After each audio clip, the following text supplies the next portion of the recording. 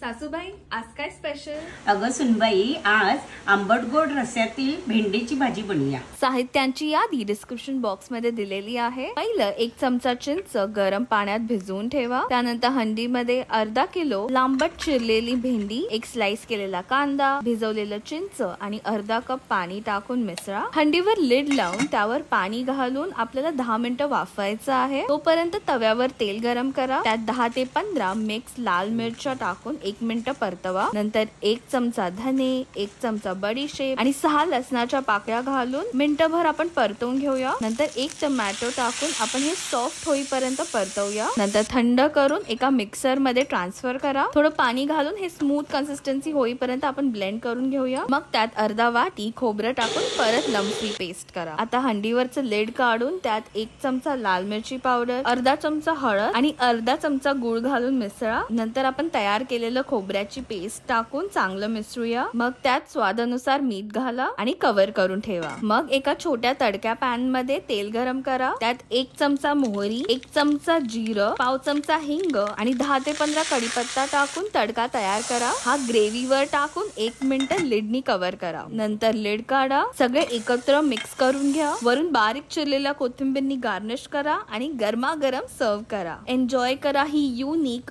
गोड, तिखट आणि आंबट भेंडीची ग्रेव्ही चपाती किंवा भातासोबत। नक्की ट्राय करा आणि तुमचा फीडबॅक आम्हाला कमेंट्स मध्ये द्या। धन्यवाद।